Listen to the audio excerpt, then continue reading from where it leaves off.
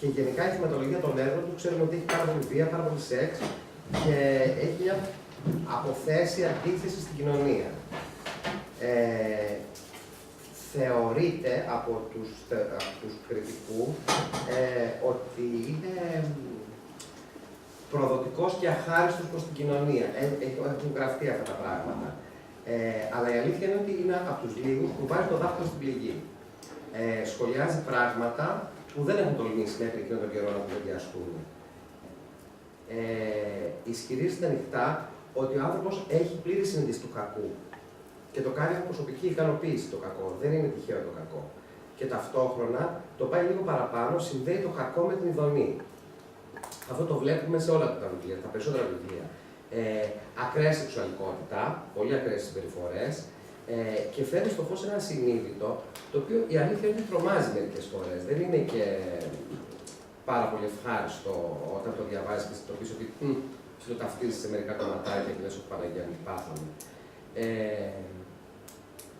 Εγώ θεωρώ ότι είσαι απίστευτα ελεύθερος άνθρωπος. Για να φτάσεις να τα σκεφτείς και να τα καταγράψεις όλα αυτά και να τα περισπιστείς, πρέπει να είσαι πάρα πολύ ελεύθερος στο μυαλό σου. Αυτό το ελεύθερο εμένα μου έδωσε την ελευθερία εισαγωγικά να μην ακολουθήσω κάποια επιταπημένη. Θεωρώ από επιλογή ότι όταν δουλεύεις για μια τέτοια προσωπικότητα, πρέπει, που είναι τόσο αντισυμβατικός, να μην κρατάς κάποιες συμβάσεις. Παραδείγματος χάρη τη σήμερα στο θέατρο. Διαλέξαμε κατόπιν κουβέντα με τη Βάνα να παίζετε σε αποθήκες, να παίζετε σε μέρη που δεν είναι φορτισμένα με τη μαγεία και το όντο του θεάτρου, αλλά να είναι λίγο άλλου τύπου χώρο. Πράγμα που σημαίνει ότι πρέπει να μένει βασικός κάναβος του σκηνικού ίδιου. Δηλαδή να έχουμε μια χάραξη στο σκηνικό και εκεί να μπορούμε να πάμε στο εφήμερο. Το τυχαίο έχει και μια χαρά στην ελευθερία, το καταλαβαίνετε. Το εφήμερο έχει μια χαρά και στην δημιουργία. Ότι σήμερα θα βρήκα αυτό, θα βάλω αυτό, είναι και λίγο παιχνιδάκι, είναι λίγο σαν να κάνεις ένα πάζλ που φτιάχνεις πραγματάκια. Και ταυτόχρονα ξέρετε ότι πρέπει να μεταλλάσσουμε την πραγματικότητα σε όνειρο, ας πούμε, να γίνεται κάτι. Στα όνειρα τα πρόσωπα δεν περιμένουν, δεν έχουν χρόνο, δεν περιμένουν να τελειώσει το όνειρο, δεν τελειώνει η νύχτα σε ένα όνειρο. Ένας δολοφόνος περνάει μέσα από ένα τείχος στο όνειρο, δεν έχουμε κανένα τέτοιο θέμα. Ο Ζενέ έχει πει ότι έχω ένα περίεργο σχέδιο, λέει. Να ονειρευτώ τον εαυτό μου, να ζωντανέψω το όνειρό μου για να επανέλθω σαν όνειρο στη σκέψη των άλλων. Είναι πάρα πολύ σημαντικό να μπορέσεις να ονειρευτείς τι είναι αυτό που θα γίνει η αιμονή του αλλού ώστε να σε ονειρευτεί και να σε κάνει έργο. Είναι πάρα πολύ περίεργο σαν διαδικασία σκέψης και σαφώς σαν διαδικασία δημιουργίας. Θα σας δείξω τώρα μια σειρά από slides που έχουν σχέση με το εφήμερο και τον ηθοποιό. Είναι μια σειρά από μάσκες που έχουν γίνει καθαρά θεωρητικά, δεν είναι πραγματικό αυτό. Είναι μια σειρά από μάσκες οι οποίες είναι μία βόλτα στην πόλη, φωτογραφίζουμε στην πόλη κάποια πράγματα και με πολύ εφήμερα υλικά, πάρα πολύ εφήμερα υλικά, με χαρτόνια, με λιμνόχαρτα, με το τίποτα, φτιάχνουμε ένα χαρακτήρα ο οποίος έχει μία αναφορά εκεί. Κάποια είναι αστεία, κάποια είναι σοβαρά, κάποια είναι λίγο πιο θεωρητικά και κάποια είναι και κακά, ίσως κιόλας. Απλά θέλω να το δείτε, δεν είναι, θα το τρέξω λίγο γρήγορα, να το δείτε. Αν θέλετε, σταματάμε, ρωτάμε, κάνουμε κουβέντα και μετά να κάνουμε ερωτήσεις και συζήτηση. Δηλαδή, βλέποντας τα flash, εγώ πάντα ονειρευόμουν ότι τα flash είναι μάτια. Τα μάτια του μηχανισμού δεν είναι το φανάρι, είναι τα flash, γιατί είναι πιο σημαντικά. Εντάξει, μπορείς να κάνεις το οτιδήποτε.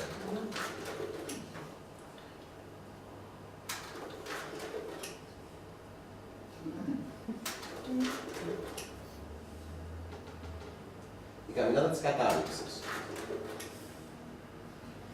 Μπορεί να γίνει εργαλείο στα χέρια. Βλέπετε ότι μοιάζει και με πρόσωπο ίδια η καμινάδα. Ναι. Το βλέπετε από το σχήμα της και μόνο. Βάζοντας τη μύτη, έχετε μια φιγούρα. Τώρα το τι φιγούρα είναι αυτό είναι ανάλογα του πού θέλουμε να το πάμε και το τι θέλουμε να κάνουμε. Απλά είναι εφήμερο. Το βρίσκεις εκεί που κάνεις την παράσταση.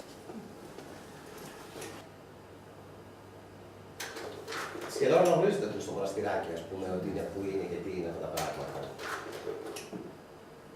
Το γυαλί με έναν παραπέμπει και σε νερό.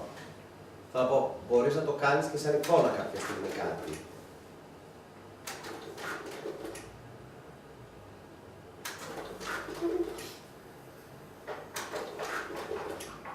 ψηφιρίσματος.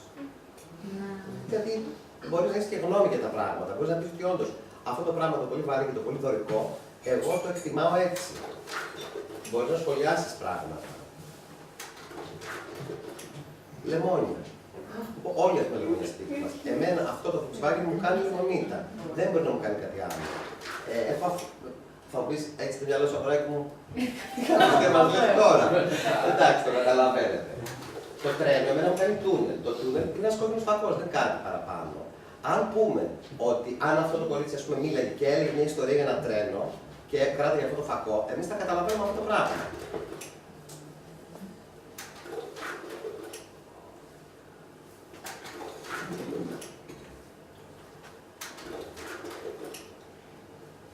Καταλαβαίνετε το οτιδήποτε μπορεί να γίνει κάτι και να έχει μια σημασία. Και μην ξεχνάμε το οτιδήποτε έχει παίξει στο θέατρο έχει μετατραπεί από το κάτι σε θεατρικό αντικείμενο. Ένα κουτάκι Coca-Cola που έχει παίξει σε μια παράσταση δεν είναι ένα κουτάκι Coca-Cola. Εντάξει, είναι ένα θεατρικό αντικείμενο.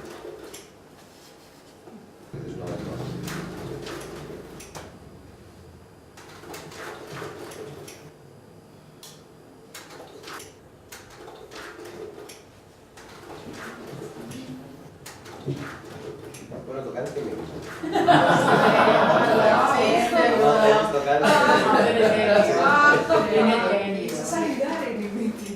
Και είναι και αυτός που μαζεύει λίγο την εικόνα των πραγμάτων. Δηλαδή η τελική εικόνα, εκτός από τη γνώμη του σκηνοθέτη που είναι τι θα πούμε εκεί πάνω, όπου είναι το νοηματικό κομμάτι, ο σκηνογράφος έχει τη γενική εικόνα. Ας πούμε εμένα, ο Δημήτρης το ξέρει πάρα πολύ καλά, μου αρέσουν αυτό που θα λέγαμε να πάρεις στην αρχή και να πάρεις στο φινάλε. Να πάρεις, όχι να το πάρεις από τον άλλον, αλλά θέλω ο θεατής να φύγει με μια πολύ ευχάριστη αίσθηση και να μπει σε μια πολύ ωραία ευχάριστη αίσθηση. Εμένα δεν μου αρέσουν κουρτίνες. Να είναι κλειστή η κουρτίνα, η αυλαία, και με το που ανοίξει το σκηνικό, με το που τρίει το καπανάκι να ανοίξει αυτό. Θέλω να μπει και να δεις, να πεις «Α, τι είναι αυτό». Και μετά, εισαγωγή και επίλογος. Να υπάρχει μια εντύπωση των πραγμάτων. Θα ήθελα ένα σχόλιο στο σκηνικό.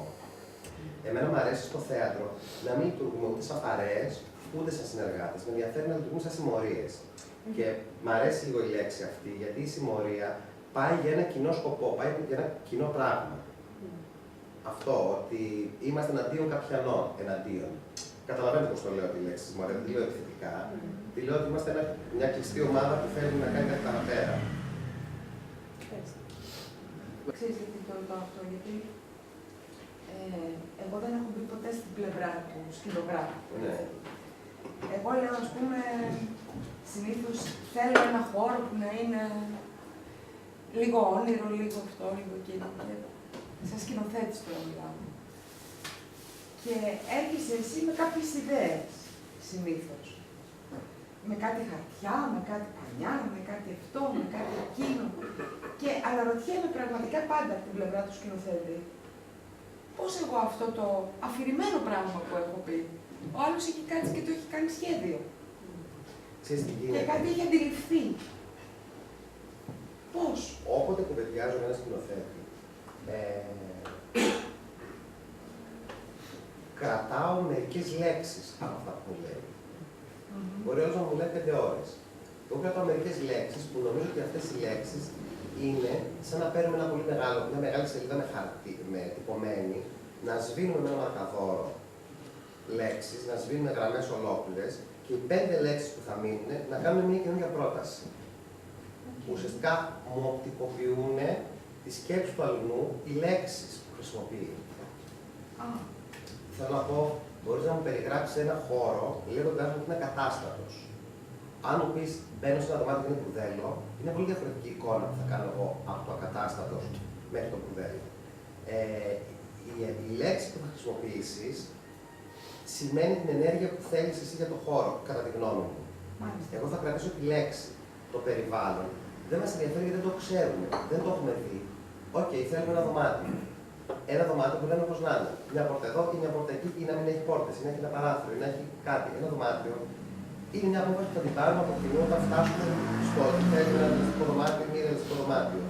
Αλλά η λέξη που θα έχει χρησιμοποιήσει μου κάνουν εμένα μια εικόνα στο κεφάλι μου του πώς θα ήθελα ή πώς ονειρεύομαι ότι ταιριάζει σε σχέση με το κείμενο και με σένα που υποτίθεται ότι σε ξέρω και δουλεύουμε μαζί, να σου ταιριάζει, ώστε να μπορέσει και εσύ να δουλέψει άνετα και εγώ να είμαι ικανοποιημένος από αυτό που έχω σκεφτεί. Πάντως, σκηνογραφικά. Ναι, ψάξες πια, λέγεται. Έχω λυσάξει γιατί είναι ερωτήσεις που με καίνε πολύ ρε παιδί. Πάρε με ένα τηλέφωνο και Πρόσεξε τι συμβαίνει όμως. ναι, για πες. Όταν μιλάμε στο τηλέφωνο δεν κάνουμε ποτέ τέτοιες... Έχουμε και τα δικά μας.